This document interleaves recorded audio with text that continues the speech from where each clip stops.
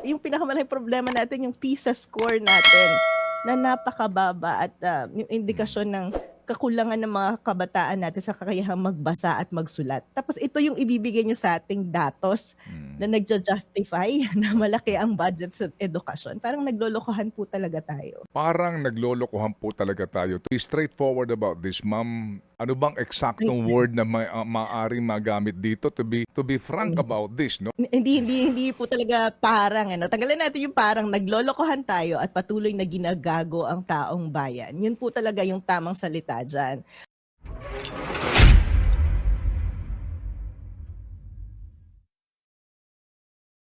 Ano po ang mga napansin po ninyo on the macro side first? Well, sa national budget po natin on the macro side, na umpisa pa lang po kasi sinasabi natin na kahit mag-veto ang presidente ay hindi nito maa-address o maku-cure o maso-solve yung mga unang problema na pinoint out natin dun sa budget ano. Kasi lalong-lalo na po yung sinasabi natin na dapat priority ang education at hindi infrastructure. Nakakatuwa nga po kasi yung mga veto na ginawa ng presidente halimbawa yung 26 billion ay malinaw na malinaw lamang na gustong iwasan itong posibleng constitutional question sa prioritization ng edukasyon para mapaliit ng kaunti yung budget ng DPWH. Pero kapag hinimay nyo naman po, sorry pumunta na ako sa paghimay pag hinimay nyo naman, ano ba yung mga sinasama sa budget ng edukasyon? Ay talagang mapapakamot ka na lang na ulo kasi pati budget sa PMA, sinama nila dito, pati yung budget sa Philippine Police Academy, sinama nila dito, pati yung budget sa training ng public safety natin, local government academy, sinama nila dito. Kaya nga, nung isang araw nagbibiro ako, sabi ko, ano ba yung ginawa nila para i-compute yung budget for education?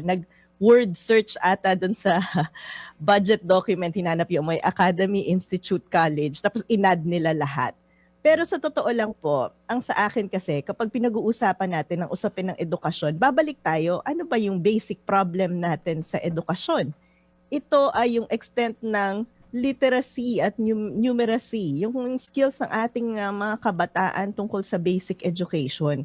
At napakalaki po ng problema natin dyan. Ngayon kung titingnan natin na yan ang problema natin, ang susunod na tanong, ano sa mga budget natin sa edukasyon ang tumutugon dyan sa problema na yan? Hindi ko po sinasabing hindi importante yung budget ng PMA, pero yung budget po ng PMA ay hindi pasok dun sa pag-solve ng problem natin sa basic education. Yan po ay national defense.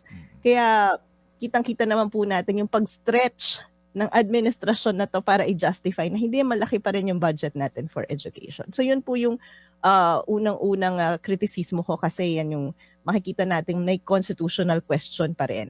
Yung pangalawa po ay sinasabi naman po natin na sa veto power ng presidente ay hindi talaga pwedeng magdagdag ng budget do sa mga sektor na nabawasan ng budget. Kaya sa tingin po natin, itong nangyari na to ay very cosmetic lamang ang changes. Opo, very cosmetic lamang ang changes at ang gustong palabasin kaninyo, ma'am, compliant ito sa ating saligang batas sa usapin nga ng pagbibigay ng mas malaking pondo, budget para po sa edukasyon. So basically, ma'am, hindi naman nagalaw yung pong inaprubahan na po na versyon na 737 billion for Education Department. Tama po, kasi hindi po maaaring magdagdag ng additional, hindi po maaaring magkaroon ng additional budget. Hindi po, wala po sa kapangyarihan ng presidente ang magdagdag ng budget. Maaari lamang po siyang magtanggal. So ang nangyari, binawasan lang po niya ng 26 billion itong DPWH. Hindi siya pwedeng magdagdag sa DepEd. Tapos ito nga pong lumalabas na breakdown nila nung sinasabi nilang education sector. Inisa-isa ko nga po kasi sinama nila yung PMA kasi baka naman sabihin, ano, 'di ba? May academy din naman 'yan, may gumagraduate din naman sa PMA. Pero kapag tinignan niyo, ano ba yung main objective ng PMA? Ito ay tugon sa national security threat para magkaroon tayo ng mga graduate na military para sa armed forces. Philippine National Police Academy, tama, academy, nagbibigay din naman sila ng diploma. Pero ang pangunahing objective po ng Philippine National Police Academy ay public safety. Philippine Public Safety College, ito ay continuous training ng ating mga PNP, Bureau of Fire Protection at saka Jail Management and Penology. Ganun pa rin po yung iba. Inisa-isa ko talaga siya. National Defense College. Ito ay institusyon na nag-aaral tungkol sa national defense. Local Government Academy. Ito ay training center para sa nating local government officials. So, kung nag-iisip, itong gobyerno natin, nilalahat ko pati executive at saka legislative kasi sila yung gumawa ng justification na to eh. Di ba kayo nag-iisip, ano ba yung basic problem natin sa education? Ito yung palaking-palaki na out of school youth. Ito yung mga estudyante natin sa grade 10 na walang kakayahan para sa comprehensive reading skills. Yung pinakamalaking problema natin, yung PISA score natin na napakababa at yung indikasyon ng kakulangan ng mga kabataan natin sa kakayahang magbasa at magsulat. Tapos ito yung ibibigay niyo sa ating datos na nagja-justify na malaki ang budget sa edukasyon. Parang naglolokohan po talaga tayo. Parang naglolokohan po talaga tayo. To be straightforward about this, ma'am, ano bang eksaktong word na maaaring magamit dito to be talaga pong to be frank about this, no? Hindi po talaga parang tanggalin natin yung parang naglolokohan tayo at patuloy na ginagago ang taong bayan. Yun po talaga yung tamang salita dyan. At ito pa nga po yung nakakatawa. Tingnan nyo yung 26 billion na binito ng presidente. Malinaw na ito ay yung mga flood control projects ng siningit ng mga congressman at senador. Pero babalikan natin, magkano yung talagang isiningit sa BICAM? Ito ay umaabot ng halos 289 billion pesos.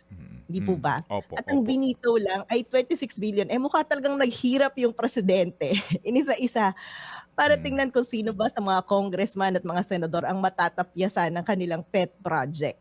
Pero katulad po ng sinasabi natin, itong budget na to ay talagang pro-politician. Kasi sa 289 billion na sinaksak ng mga pork barrel projects, talagang 26 billion lang ang natanggal ng presidente. At talagang tinanggal lang niya yung 26 billion para kunwari ay mas malaki na yung education pero sa DPWH, mas malaki na yung education compared to DPWH. So that's one problem. Another problem, ito ba yung matagal na natin pinag-uusapan, yung sa PhilHealth. Kasi kahit mag-veto siya, hindi naman niya mabibigyan ng budget para subsidiya ang PhilHealth. So malaking problema pa rin po yan at talagang isusulong po natin yung problema na yan sa Supreme Court. Idudulog po natin doon. Kasi even sa press con, sinabi ni Secretary Mina, 150 billion lang naman ang kailangan ng PhilHealth. Parang ito nga yung sasabi ko, ano ba namang math ang ginagawa nila? Ang inaasahan po natin ay mag-improve ng performance ang PhilHealth at i-deliver yung kanilang mga responsibilidad. Kung sinasabi ng gobyerno na 150 billion lang ang kailangan nila, parang business as usual lang yung inaasahan nila, no? At saka yun nga po yung debate na, may pera naman ang PhilHealth. Hindi lang po ito debate kung may pera o wala ba ang PhilHealth. Pinag-uusapan natin yung responsibilidad ng gobyerno na ibigay yung pera para sa premium ng mga kababayan natin na hindi kayang magbayad ng PhilHealth.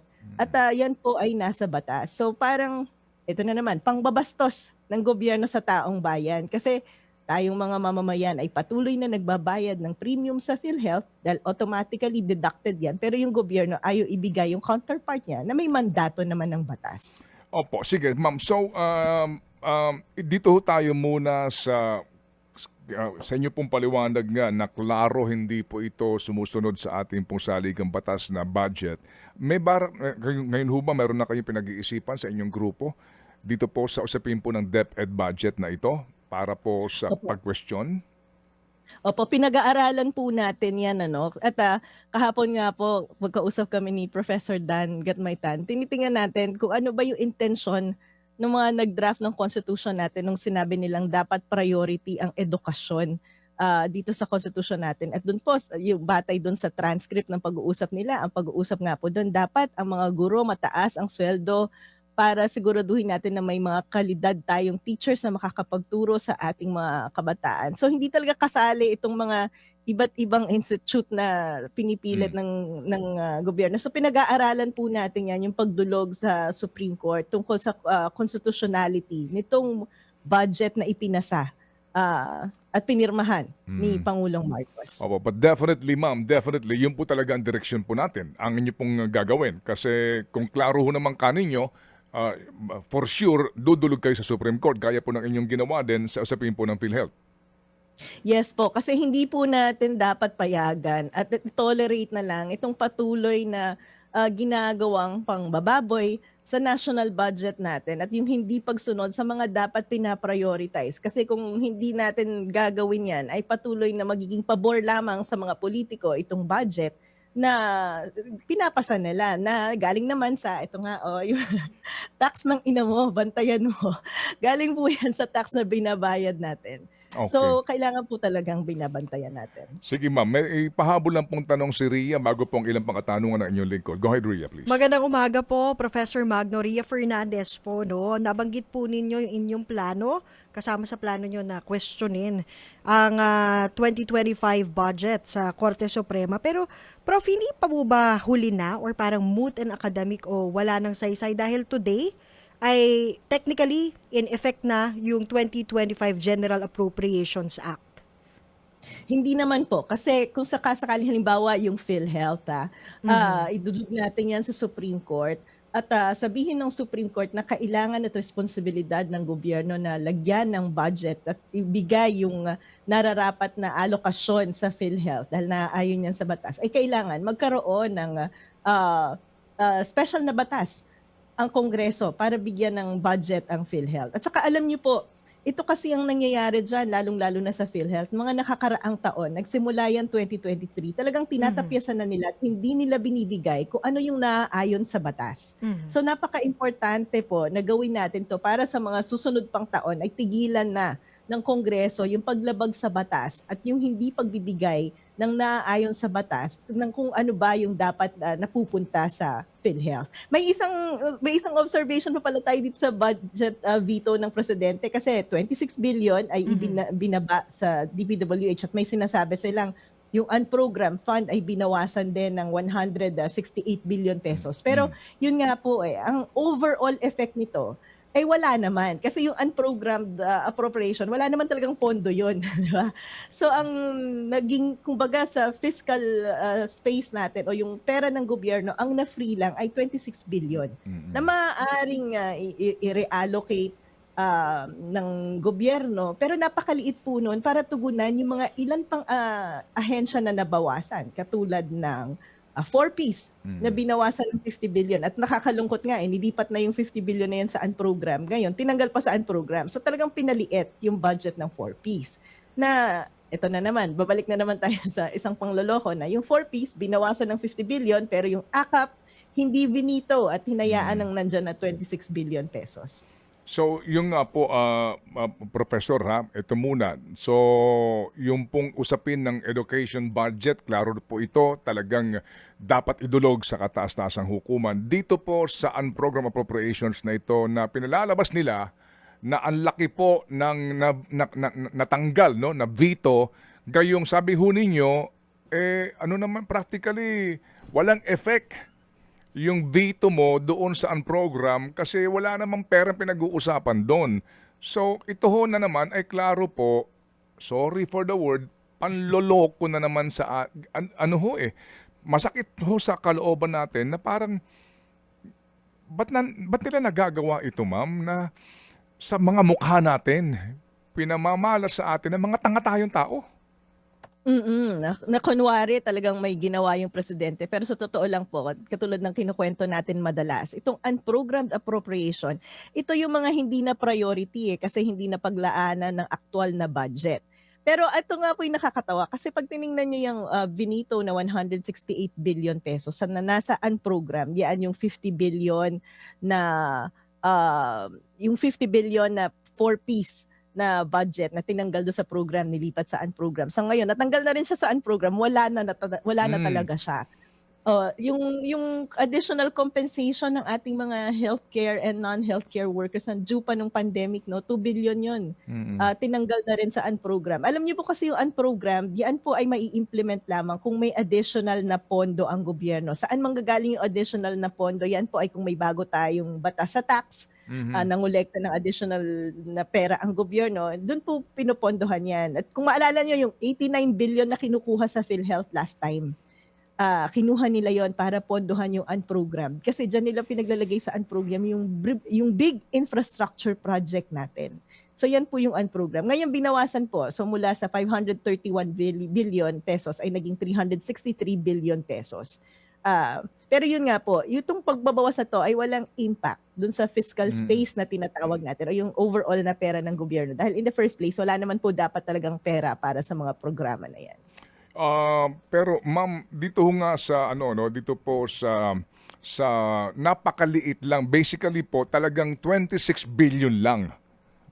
Kung susumahin natin, Opo. ang totoong naibawas doon po sa pangkalahatang budget natin, particularly po sa ilang mga provision ng various infrastructure projects under DPWH. Yes po. At saka alam niyo po, Manong Ted, hindi po kasi lumabas kung ano yung 288 billion pesos na in-insert ng BICAM. No? Hinihintay ko nga yung detalyeng dokumento ng budget, kung ano ba yung mga items na yan. Pero dito sa veto project, veto na ginawa ng presidente, nakita natin yung kanyang veto statement. Kita mo yung 26 billion na pag hinimay-himay. Ito talaga yung mga flood control projects at the local level. Alarming po to, no? Very alarming to. Kasi pag pinag-uusapan natin ng national development, mukha talagang na-prioritize dito sa DPWH yung mga small infrastructure projects ng ating mga politiko. Ang pinag-uusapan natin dito, kung mag-invest tayo sa infrastructure project, ito yung dapat yung mga malakihan na makakatulong sa national development natin. Yung mga airport, mga subway, mga train, di ba? Kasi gusto natin mas maging komportable yung commuter sa atin, mapamura yung pagbabiyahe ng mga produkto sa pagitan ng mga probinsya. Pero kung ang nag-allocate ka ng, imagine, 288 billion pesos para sa mga multipurpose building, flood control, mga maliliit, hindi po ganun kalaki yung impact niyan sa economic development natin. Kasi kung maalala nyo, halimbawa, yung mga congressman nyo, yan, yung mga waiting shed na pinapagawa nila, basketball court. Hindi man po natin sinasabi na walang impact yan. Kasi pag umuulan nga naman, may waiting shed ka. Pero pag tinignan mo yung kabuuang impact nito sa economic development, malaking pondo na allocate dito sa mga maliliit na proyekto na talaga namang ang purpose lang ay ipascale ang pangalan ng mga politiko. At talagang walang nagawa yung presidente, no? Kasi 288 billion yung insertion pero 26 billion lang yung na-veto niya. Kung vinito niya yung buong 288 billion, ang laki sana ng pondo na maaaring sabihan ng Kongreso na mag-supplemental kayo or mag-reallocate kayo uli. I-reallocate niyo itong 288 billion na to at ibalik niyo doon sa mga priority na ahensya natin. Pero hindi po yun ang ginawa Pakitang tao itong 26 billion na ito para masabi lang na meron siyang inalis. Pero bagamat yung kaninyo, pagkalaki-laki nito 288 billion minus 26 basically po, nagtira pa rin ng katakot-takot po na pera na maaring sabihin ngayon pa lang po na prone to corruption po. Tama po yan. At saka, prone to corruption, wala pong tinutugunan yan kung hindi yung pagpopromote ng mga politiko na nag-insert ng mga proyekto na yan para maitapal sa pagmumukha natin yung mga pangalan nila. Lalong-lalo nga ngayon at nalalapit ang eleksyon. At yan po yung mga items na laging kinukwento ni Mayor Magalong na malaking porsyento napapamulsa ng mga politiko natin. Opo, 50 billion po nga na napaka-importanting pondo para po sa napakahalaga at epektibong programa na 4Ps, no? Conditional cash transfer po ito, ma'am. 50 billion. Bagamat sa amin pong pag-aaral, ma'am, 400,000 plus, no, ng mga pamilyang Pilipino ang waitlisted sa 4Ps. So, sa halip nga po na lahat kanlungin na, kasi nga ito po dumaan na po sa pag-aaral, ngayon, yung mga waitlisted, dadami pa. So, basically, ma'am, tinanggalan mo ng 50 billion para sa karagdagang pera sa 4Ps, pero yung akap, tuloy pa rin yung 26 billion. Ano ang iyong tugon doon sa katwiran nila Secretary Pangandaman na sandali lang, tuloy yan pero may kondisyon naman daw. Go ahead, ma'am. Yun nga po noong 2024 na implement na yung AKAP program na yan at nag-allocate din ng 26.7 billion pesos. Tapos ngayon lang kayo nagsasabi na bibigyan to ng structure at saka programa. That's one. Pangalawa, tama po kayo Manong Ted, itong 4Ps, maayos na yung implementasyon na to, in place na to. At sa 4Ps po, malinaw na malinaw, nagbibigay tayo ng ayuda, pero ang goal ng pagbibigay ng ayuda na to ay ilabas, bawasan ng mahihirap, ilabas sila sa pagiging dependent sa ayuda. Kasi kung maalala po ng mga tumatanggap ng 4Ps, hindi mo lang basta matatanggap yung pondo na yan. Kailangan pinapa-check up mo yung mga anak mo, pinapaaral mo, pinapadapasok mo sila sa eskwelahan, ikaw ay nag-undergo ng training para makahanap ng ibang trabaho. So nandun po yung aspeto na kailangan gumagraduate ka sa 4Ps. Dito sa AKA program, wala naman pong mga ganong programa, no? Kasi ginagamit lang yan pang pamudmod habang nag-iikot ang ating mga politiko. At parang dapat ba magpasalamat tayo sa sinasabi ni Secretary Pangandaman na finally may structure na isang taon na itong ini-implement. That's one.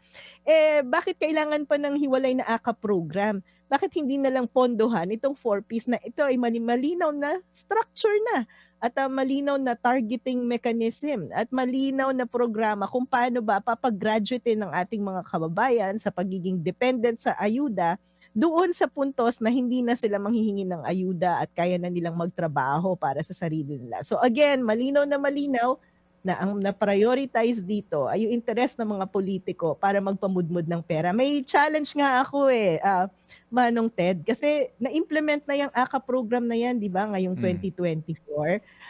Ang challenge ko sa gobyerno, sabi kasi ni Speaker Romualdez, may listahan naman daw yan at may mga pangalan ng mga tumanggap. So challenge ko kay Speaker Romualdez sa DSWD, pakilabas naman po tong listahan na to.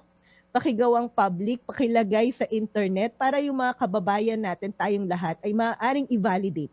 Sino ba yung mga tao na yan na tumanggap ng pera mula sa AKAP, no? Kasi sabi ni Speaker Romualdez, 5,000 per head daw eh. Gusto ko rin po, at tingin ko kailangan malaman ng mga kababayan natin na tumanggap ng AKAP, sakto ba yung pera na natanggap nila doon sa pinirmahang dokumento sa kanila at yung nire-report ng gobyerno na ibinigay sa kanila. Kasi baka mamaya, naka-report 5,000 ang binigay sa kanila pero ang aktual na natanggap lang nila, 2,000, 1,000. So saan napunta yung difference, hindi po ba? So nananawagan po ako dito ng national audit, national public audit, para tayo mga Pilipino ay hindi na pinaglololoko. Kasi malaki din po ang corruption, posibleng corruption dyan.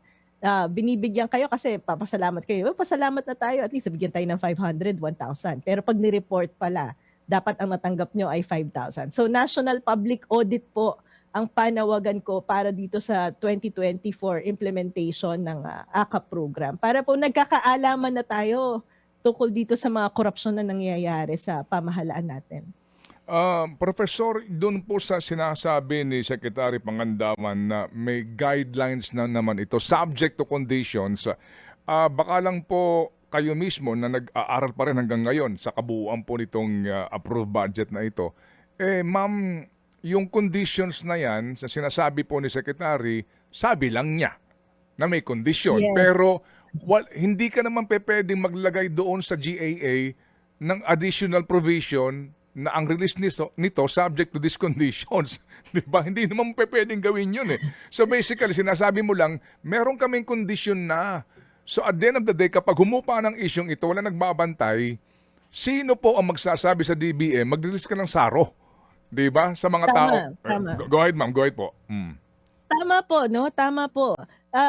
Yung condition na yan ay sinasabi lamang na administrasyon, pero yung pondo ay nandyan na. Alam niyo Manong Ted, simula nang diniscuss ko tong AKAP na to, may mga nagpapadala sa akin ng mga dokumento ng mga kababayan natin, yung mga pinapapirmahan sa kanila. Yung iba walang nakalagay na amount, yung mga iba ay walang date. Yung iba nga po may nakalagay na to be deducted from the budget of, tapos nakalagay yung pangalan ng congressman. So this is how it's being implemented. Kaya nga po ang challenge ko, ilabas natin itong mga dokumento, itong mga pinapirmahan natin sa mga kababayan natin. Ito nga po sinasabi nila ngayon, lalagyan nila ng structure. 26 billion na yung sinayang natin dyan ngayong 2024. Tapos anong targeting mechanism yung ginagawa natin kapag pumupunta tayo sa mall at nagdi-distribute sa mall? Tapos ito nga pong sinasabi niyo Manong Ted, 500,000 ang, tama ba? 500,000 470,000 families. ang waitlisted sa 4P. So yan pong 4Ps ang sinasabi natin, ito na yung mga pinakamahihirap nating kababayan. So bakit hindi natin pinondohan yung mga mahihirap nating kababayan? Tapos tatalon tayo agad dito sa akap na ang target ay minimum wage earners. Hindi po ba? So parang hindi malinaw sa akin kung anong kahirapan, kung ano yung problemang tinutugunan natin sa pag-i-implement nitong AKAP program. Okay. Ma'am, siguro din, again, sa inyo pong pag-aaral dito po sa mga sinasabi po na napunta sa unprogram appropriations, kasi nga ito'y nabanggit ko rin kahapon kay former SP Frank Drilon, yung pong mga foreign assisted projects na napaka-importante kasi during the last deliberation po ng budget, may mga nag-ungkat niyan Bakit si Senator JV, bakit hindi po umusad itong subway, itong rail system? Kasi po nawalan ng counterpart yung gobyerno, napunta sa unprogrammed. Di ba ma'am, kayo na po magpaliwanag, alam naman po natin na may mga malalaking proyekto talaga na kailangan natin at meron dyan counterpart ng Philippine government sa funding, particularly po sa gastusin, sa right of way, etc. Kayo na po magpaliwanag, sa ating po bang pambansang budget, gaano ka-importante yung appropriations na counterpart o equity ng gobyerno para doon sa mga inuutang natin na foreign assisted projects? Opo. Yung pong mga foreign assisted projects na yan, yun po yung sinasabi ko kanina, mga malalaking infrastructure na kailangan natin. Di ba po araw-araw nakaupo tayo sa traffic. Sabi natin, kailangan i-improve ang ating public transportation system. Kaya nga po may pag-aaral na i-implement itong subway system natin. Ito nga po yung nakakatawa Kasi ano ba naman yan? Ito yung mga flagship infrastructure project natin na nakalagay sa ating Philippine Development Plan na sinasabi natin kailangan para mapalago natin ang ekonomiya natin. At nung nag-budget ang Kongreso natin, nilagay nila ito sa unprogrammed appropriation. Yung pong unprogrammed appropriation, yan yung mga bahagi ng budget natin na talagang walang budget, wala pang pondo. Hihintayin pa kung magkakapera yung gobyerno o hindi bago ma-implement. Pero ito po yung isang kwento pa dyan. So ibig sabihin, hindi na prioritize itong mga malalaking infrastructure project natin. Maghihintay pa tayo kung magkakapondo para ma-implement yan. Pero itong mga big infra projects na to, ay na-approve na po yung loan yan, ha? Halimbawa, yung subway na yan, approve na yung utang natin dyan sa JICA.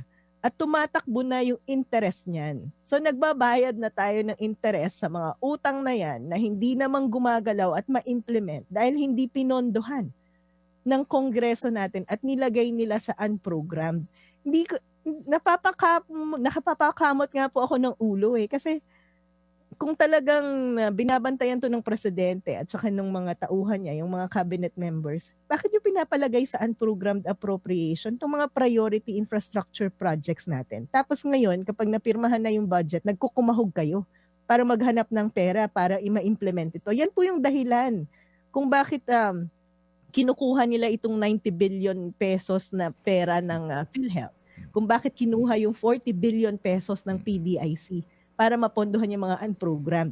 Di ba parang dapat natutunan na natin yan sa 2024 budget dahil ganun nga rin po yung nangyari, nilipat sa unprogrammed. Ngayong 2025, bakit nandun pa rin? Nandun pa uli sa unprogrammed. So talagang malaking paglolokohan ito. Ito yung pinag-uusapan natin na itong mga importanteng infrastructure project, nilagay natin sa unprogrammed, nagsaksak ng 288 billion pesos sa PPWH na mga maliliit na infrastructure projects, itong mga waiting shed, itong mga multipurpose building at itong mga flood control projects. So, nasaan yung sense ng gobyerno sa pagpaprioritize ng development ng Pilipinas? Wala, di ba? Kaya, ewan ko ba? Ma'am, naunawaan po namin ang inyo pong kaisipan at higit sa lahat po, yung damdamin po bilang isang Pilipino sa nangyayaring ito sa ating pong budget and yung pagpayag ng nakararami, sobrang dami po ng ating mga pinagkakatiwalaan nga dapat ng mga mambabatas tungkol nga sa isyong ito. Gusto ko rin po sanang ungkatin po ito kasi hindi naman tayo nagmamadali this morning and we appreciate nga itong pagbibigyan nyo ng panahon kahit na holiday ngayon dito po sa ating diskusyon. Doon po sa mga flood control projects, meron naman talaga na maari po nating sabihin na hindi yan importante. Kasi nga sabog itong mga programang ito, di ba? May mga ibang mga lugar na alam po naman natin din na posible po maging source of corruption. Pero meron pong mga mga inutang natin na mga pondo para po sa napaka-importanting mga flood control projects.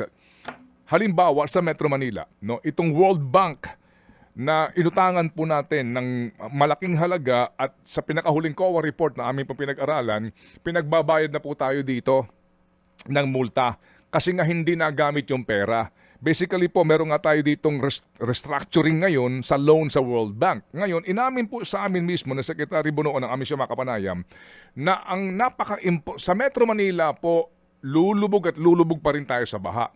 Kasi sa pinakahuling COA report at maging dito po sa aming hawak na dokumento nga galing sa World Bank na restructuring paper po para sa ating flood control projects in Metro Manila, out of the original na 20 bagong pumping stations, 4 na lang ang gagawin.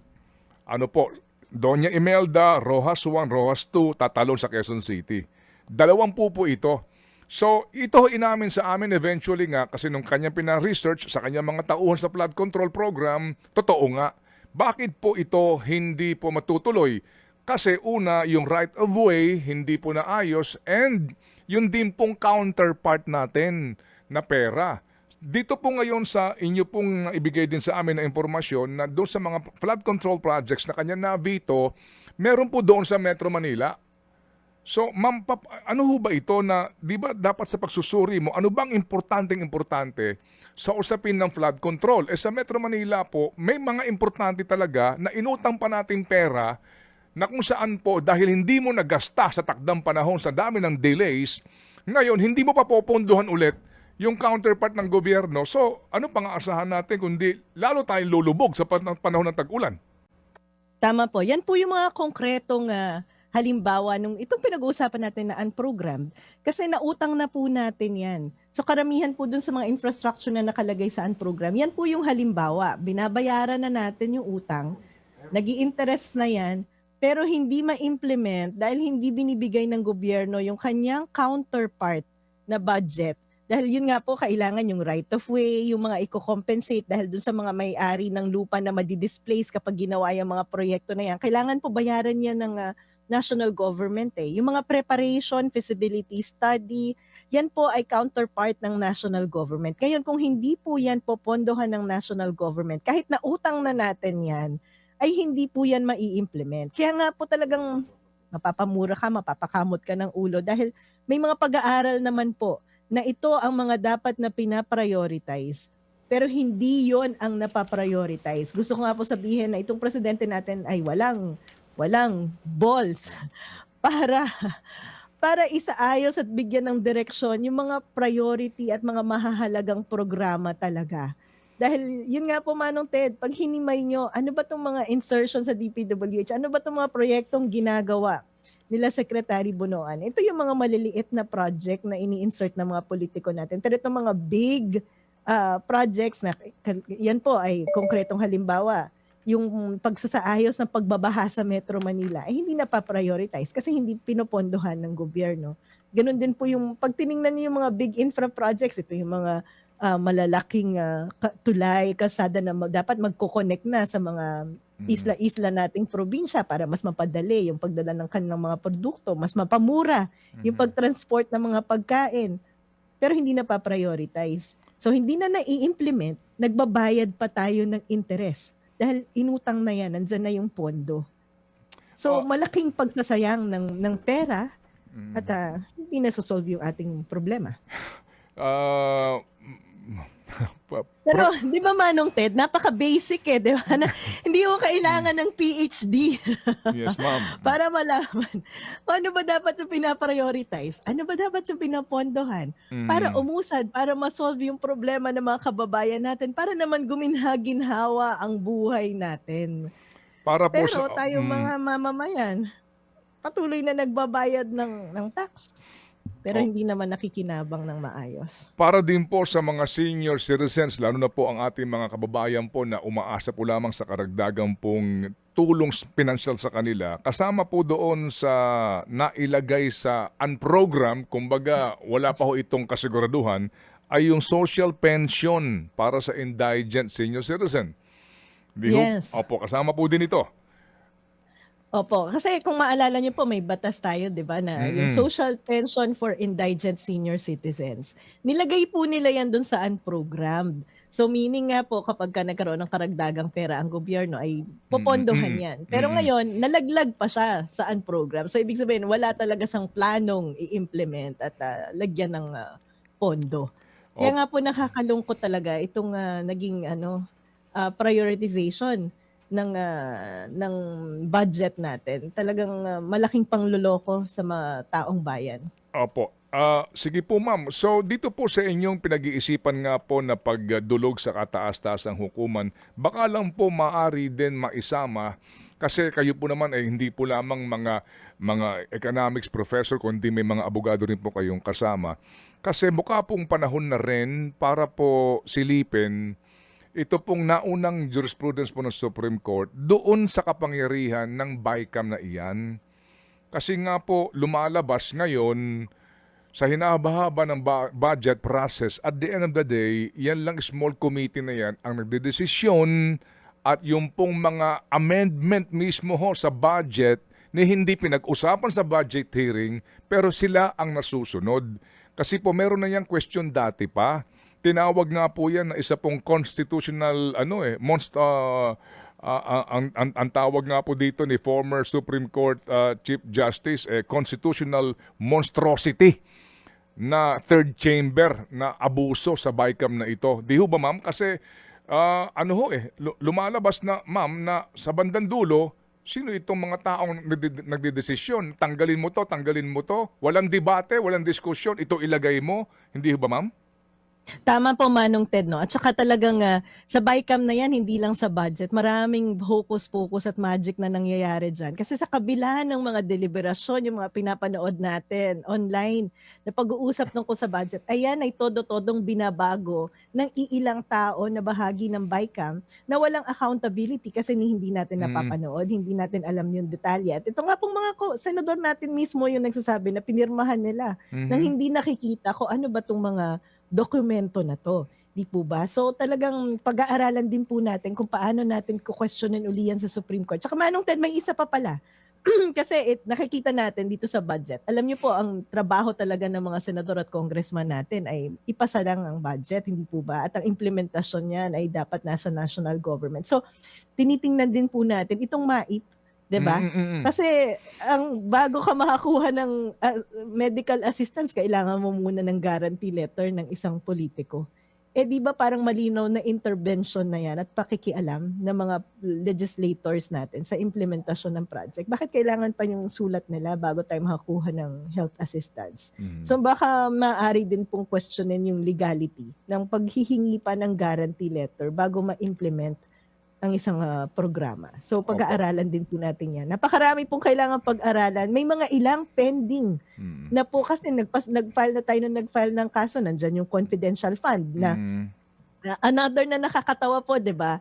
Ang dami-dami na nating hearing, nakita na natin na talagang prone to corruption tong confidential fund. Pero itong 2025 budget, may confidential fund pa rin. Akala ko ba natuto na tayo? Bakit nandyan pa rin yung confidential fund? Eh wala namang batas na nag-i-implement ng confidential fund. So sana ang Supreme Court natin ay mag-decide na sa Opo. usapin ng confidential fund kasi pending din sa kanila yan.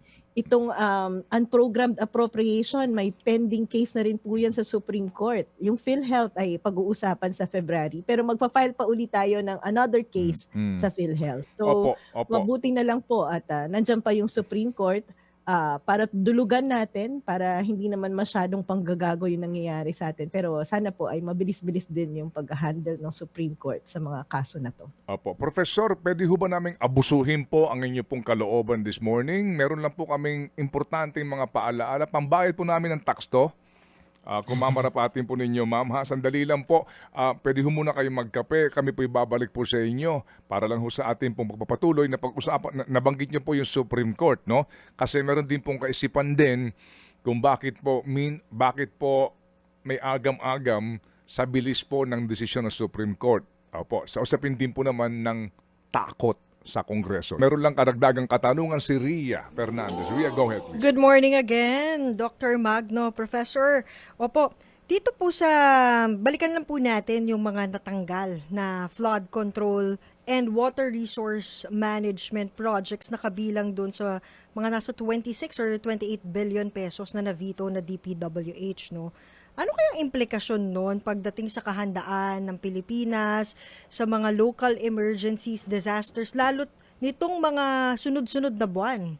Yung mga tinamaan po ng bagyo at kalamidad, kabilang po dun sa mga inalisan ng flood control projects. Isa-isahin ko naman nung Ted, bukod sa Metro Manila, Region 1, Central Luzon, Calabarzon, at yung Bicol. Opo. Alam niyo po, meron talagang mga nakalaang pondo at naka-earmark na pondo talaga para sa disaster management natin, ano. At yan po ay nasa local na level na talaga. Meron din po tayong mga mekanismo kung paano i-identify itong mga priority and climate change projects. Kasi po minsan, hindi lang pagbabaha ang problema natin. Kabahagi ng climate problem natin ay yung kakulangan din ng tubig. Kaya po magandang opportunity to para malaman ng mga kababayan natin. Sa lokal na level po, ay meron tayong parang tinatawag na multi-stakeholder body. Tayo po kahit hindi tayo elected officials, tayo mga ordinaryong mamamayan ay may kakarapatan at kakayahang makibahagi para pag-usapan. Kasi iba-iba po ang sitwasyon sa bawat lugar. Kung ano yung pagbabahang nararamdaman natin sa Metro Manila, ay maaring hindi naman din yon yung nararamdaman sa ibang lugar. Kaya hindi automatic na flood control ang solusyon sa problema ng iba't ibang lugar. So ngayon po, at the community level, kailangan meron tayong disaster risk reduction management plan. Na dapat nag-exist po yung dokumento na yan at pinag-aaralan kung ano yung mga iba't ibang kinakaharap na problema ng mga komunidad natin, maaaring pagbabaha, maaaring kakulangan sa supply ng tubig, maaaring problema sa agrikultura dahil walang sapat na irigasyon na makakapag-epekto sa produksyon nila. So yan po, dapat may mga plano sa bawat local government at may nakalaan na pong pondo yan. So itong mga na-veto po nito ay mga additional insertion lamang na wala pang mga pag-aaral na isinaksak ng mga Okay. politiko natin. Pero hindi ibig sabihin na wala ng pondo para sa disaster management sa ating mga lokal na pamahalaan, ano. Meron na pong mga nakalaan diyan. Ang mahalaga po ay tingnan natin kung ano ba yung mga specific na program. Meron na bang programa ang Okay. ating locality? Sige. Pangalawa, paano nagagastos at nai-implement po ba yan? Kasi ang tendency natin lagi ay pag binaha, meron tayong quick response, no? Pero dapat po pinag-aaralan natin paano maiiwasan at mapiprevent itong mga ganitong disaster. So, yun po, may mga kababayan, kasi maraming dokumento to na nag-i-exist kung saan-saan. Mas magandang maging aktibo tayo bilang mga mamamayan. At tayo na po ang magtanong, maghanap sa ating mga local governments kung meron ng mga ganitong dokumento para maiwasan natin yung mga ganitong sakuna po. Okay, may pahabol lang po May tanong tungkol pahabol lang ako. sa PhilHealth Sa itong PhilHealth. si Ria. Go ahead, Oo, Ria. kasi maraming nangangamba talaga doon, Manong Ted at Yung Professor sinasabi ni Magno. Presidente. May sinasabi si Presidente nga na despite daw na inalis, naging zero yung subsidy ng PhilHealth, mas dadami pa daw yung benepisyo sa mga miyembro ng PhilHealth. Posible ba yung kahit zero subsidy nga yung ating PhilHealth? Alam niyo po, yun nga po yung pinagtatakahan ko, no, kung paano nila sinasabi na lalaki pa ang coverage ng PhilHealth. Kasi pag tiningnan niyo po, yung financial report ng PhilHealth under COA, sinasabi negative equity na to. Pero kapag pinakinggan niyo po si Presidente Marcos, si Secretary Pangandaman, ang ini-enumerate nila ay may reserve fund pa. So parang ano ba sinasabi niyo, gagastusin ang reserve fund na malinaw naman sa batas, dapat hindi yan ginagastos. Dahil pangbayad yan dun sa contract liability ng PhilHealth. Pangalawa, sinasabi nila, magkakaroon naman ng collection pa na 200 billion mula sa mga magbabayad na miyembro ng PhilHealth. At ang gagastusin lang naman ay 150 billion pesos. So may sobra pang 50 billion. Unang-una po, ito na yung sinasabi natin na so ang iniisip nyo, ipapapasan nyo sa ating mga ordinaryong mga mamamayan yung implementasyon ng buong PhilHealth. That's one. Pangalawa, medyo nakakatawa yung sinasabi nyo 150 billion lang ang kailangan ng PhilHealth, pero sasabihin nyo, magkakaroon ng expansion. Kasi po, tayo kasama yung mga doktor na kaibigan natin, nagkaroon na ng quick estimate kung sabihin natin, hindi pa nga po to expansion basic implementation lang to ng mga kasalukuyang programa na ng PhilHealth. Halimbawa yung konsulta package. Ito po may misconception yung mga kababayan natin kasi gumawa ako ng TikTok dito. Sabi nila, hindi naman lahat nagpapa-check up. Alam niyo po, lahat tayo dapat nagkakaroon ng annual check up kahit walang nararamdaman. Para lang yung sasakyan may annual maintenance, hindi po ba? Correct. Tayong mga katawan natin, dapat may annual maintenance din. Yan po yung annual check up. So lahat po tayo dapat nagpapa-annual check up. At meron na po yan sa PhilHealth. Ang kaso, ang nilaan lang nila ay 1,700 per head. O i-multiply mo yan sa buong populasyon ng Pilipinas, assuming, para mas madali-dali yung math, no? 100 million Filipinos, that's already 170 billion pesos. So paano sinabi na 150 billion lang ang kailangan ng PhilHealth? Dun sa konsulta package pa lang, mahigit 150 billion na yung kailangan mo. Tapos kasama dyan sa PhilHealth yung coverage sa panganganak. Ilang mga nanay pa rin ang namamatay dahil hindi nagpapa-ospital. Ito po kailangan malaman ng lahat. Covered po ng PhilHealth ang panganganak. At lahat po tayo ay kasali sa PhilHealth. So pag kinompute natin yung average na bilang ng mga nanay na nanganganak taon-taon, yan po ay mga 4 billion na. Yung newborn care, yung sa hemodialysis, TB package, tsaka yung mga medical cases pa na covered. So, ang quick estimate po ng mga kaibigan nating doktor dito, ang gastos ng PhilHealth ay umaabot sa 348 billion pesos. Kada taon. Di ba? Kada taon. Ito pa lang po yung basic na Opo. programa nila ngayon. Wala pang expansion. Opo. So, talagang malaki yung pangamba natin na dahil hindi pinondohan ng PhilHealth ay hindi magagawa itong mga pinapangakong expansion at hindi magagawa yung basic implementation ng mga project. Pero yun po, ang gagawin po natin ngayon ay hindi lamang yung continuous na pagdedemand na yung gobyerno, gawin nyo naman yung responsibilidad yung ibigay, yung pondo ng PhilHealth. Pero tututukan din po natin itong performance ng PhilHealth. At kaisa nyo nga po kami, Manong Ted, sa pangungulit na bakit yung mga opisyal ng PhilHealth na palpak naman, nandyan pa rin, no? Yan yung mga patuloy na pangangalampag na kailangan natin gawin na kahit hindi na pondohan ng PhilHealth, ay i-implement nila ngayon itong mga sinasabing programa para Opo. naman na gumaan-gaan yung kalagayan ng mga Pilipino sa mga gastusing pangkalusugan. Opo, and mind you ma'am, just kahapon may panibago pong balita, may panibago pong informasyon na lumabas nga na ang COA sinasabi sa DOH na ayusin nyo na yung mga utang ng PhilHealth sa mga government institutions malalaki. Kasi sila mismo ay nagkukulang na rin sa sariling pondo to operate their hospitals. Itong malalaking ito. So, naiipon-ipon po ito, ma'am. Nanganganak po itong mga isyong ito. And eventually nga, well, tingnan natin, nangangako sila ng karagdagang benepisyo. Sabi nga, babawasan daw yung premium, di ba, ng mga miyembro. Kaya, parang iisipin mo, ma'am, may COA report naman. Klaro ho naman ang lahat na ng mga dokumento, actuarial ng mga studies. Ang hindi natin maintindihan, bakit hindi ito naiintindihan ng Pangulo ng Pilipinas? Parang yun po hindi ko natin maarok. Oo nga po Parang ang nakikita natin kasing sinasabi nila ay nagpapaka-populist itong gobyernong ito. Nung nagreklamo tayo at sinabi natin hindi pinopondohan, ngayon naman sinasabi nila, ibababa natin yung premium para mabawasan yung galit ng mga mamamayan. No? So ano nga ba talaga ang tunay na plano para isaayos itong PhilHealth na to? Kaya kailangan po talaga nating bantayan. Marami din po ako nakakausap ng mga ospital, yung mga maliliit na ospital na hanggang ngayon ay hindi nakaka-reimburse. At yung iba dyan ay nagsasara na. Minsan yan lang yung ospital sa isang lugar dahil hindi nga po nababayaran ng PhilHealth. Siguro po bahagi din ng panawagan kasi yung mga pagpapabilis ng reimbursement ng PhilHealth, tingin ko kailangan ng dagdag na mata at accountability dyan. Kasi minsan po ang nag-uusap ng dyan ay PhilHealth at saka yung ospital. Tingin ko kailangan may third party na tumitingin para mas mapabilis yung reimbursement. Tama ba yung reimbursement? Kasi naging issue na rin po yan ng corruption, hindi po ba? Yung mga reimbursement na hindi naman pala nangyari pero nare-reimburse. Opo. So dapat may organizational review na rin ng PhilHealth kung paano ba mas magiging transparent, mas magiging accountable itong pagre-reimburse ng pera ng taong bayan sa pagbabayad sa PhilHealth para din mas mapabilis at mas maging makatotohanan. Opo. Kaya napakalaki po talaga ng problema ng PhilHealth na 'to na hindi binibigay yung responsibilidad ng gobyerno, ang daming pinapangako, Mhm.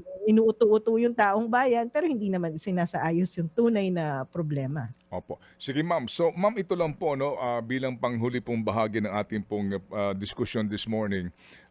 Ito lang po yung pananaw po naman din ng iba sa sistema po ng ating governance no, sa ating pong Republican Democratic State setup na mukha pong nabanggit ho ninyo. Sana po kami po'y buong galang na nananawagan sa Supreme Court na kung maaari mas bilisan ang kanila pong disposisyon dito po sa napaka-importanteng isyong pangkalusugan, di ba? Pati doon nga sa ang program appropriations, confidential fund, etc.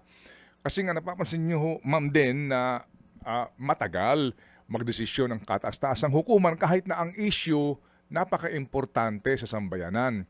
So may kaisipan ho kasi ngayon ma'am, no, to be more pragmatic about this issue.